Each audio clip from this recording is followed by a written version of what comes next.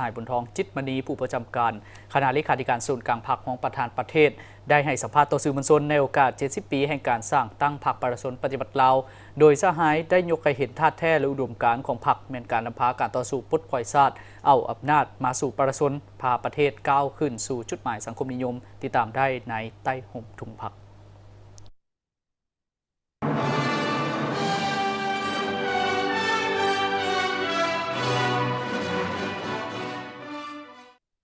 พรรคประชาชนปฏิบัติลาวเป็นพรรคปฏิบัติ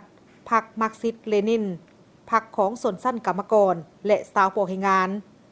เฮ็ดบทบาทนำพาขบวนการปฏิบัติอยู่ลาวโดยได้กำหนดแนวทางจัดตั้งนำพาการปฏิบัติแนวทางพรรคเฮาได้กำเนิดเกิดขึ้นในเงื่อนไขการต่อสู้ต้านจักรพรรดิผู้หุกหาญพรรคเฮาเกิดจาก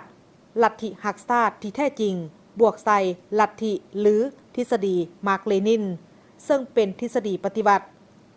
สหายบุญทองจิตมณีผู้ประจำการคณะเลขาธิการศูนย์กลางพรรครองประธานประเทศได้ให้สัมภาษณ์ต่อสื่อมวลชนในโอกาส 70 ปีแห่งการสร้างตั้งพรรคประชาชนปฏิบัติลาวโดยสหายได้ยกให้เห็นถึงธาตุแท้และอุดมการณ์ของพรรคแม่นการนำพาการต่อสู้ปลดปล่อยชาติเอาอำนาจมาสู่ประชาชนพาประเทศชาติก้าวขึ้นสู่จุดหมายสังคมนิยม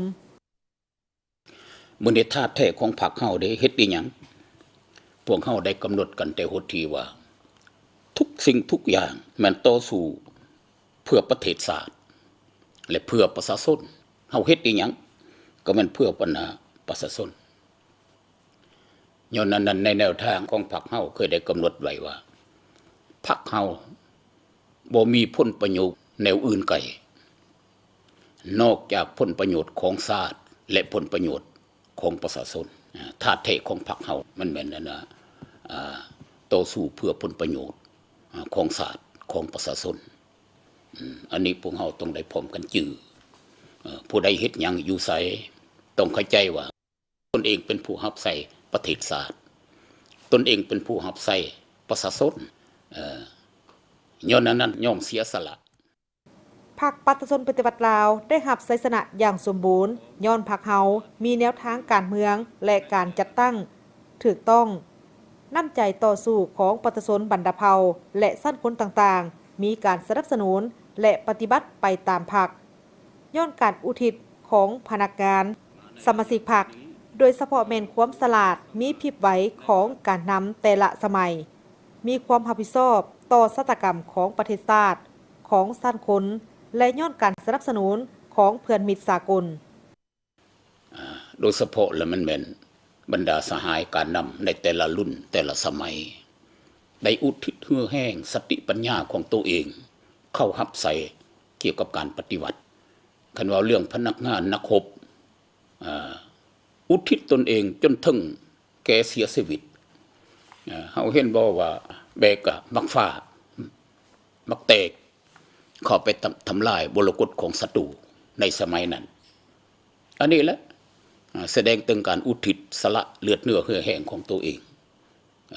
ในสมัยสงครามว่าผู้สู้รบตัวจริงเมื่อในว่าผู้นำผ้าการนำเฮาแต่ละขันเป็นต้นนั้นบรรพบุรุษของไทยเฮาได้ใส่สติปัญญาคุ้นคั่ว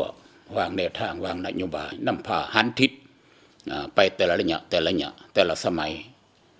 ของการปฏิวัติจังสันจังค่อยกล่าวไปถึงการเจรจาการเซ็นสัญญายุทธภพรวมลาวทั้งเท่าใด3ครั้งพวกฝ่ายเวียงจันทน์ก็จับการนำของไทยเฮาไปใส่คุกและอื่นๆแต่พวกเฮาก็ใส่ความอดทนความสลาดเฉลียวของการนำเวลานั้นก็พากันแหกคุกออกจากกันพ้นเข่งกลับคืนสู่เขตปลดปล่อยอย่างปลอดภัยบรรดาการนำของไทยเฮาเพื่อเสริมขยายมูลเสื้อธาตุแท้ 70 ปีของพรรคก็คือภารกิจเปลี่ยนแปลงใหม่สหายบุญทองจิตมณีได้มีทิศทางต่อคณะพรรคแต่ละคันตลอดถึงสมาชิกพรรคพนักงานคือสืบต่อเพิ่มทวีการนำพาของพรรคให้แข็งแรงเลิกซึ่งต่อทุกโขงเขตเพิ่มทวีความเอาใจใส่ต่อการปรับปรุงก่อสร้างพรรคให้ปลอดใสเข้มแข็งและนักแน่นคณะพรรคสมาชิกพรรคทุกสหายต้องกำแน่นและปฏิบัติกฎระเบียบของพรรคให้เข้มงวด เอาใจใส่ฝึกฝนหล่อหลอมตนเอง ต้องเป็นแบบอย่างที่ดี แก้ไขได้ แนวคิด ทัศนะที่บ่ถูกต้อง เข้มงวดต่อการแก้ไขสภาพการหย่อท่อในทันแถวพนักงานสมาชิกพรรค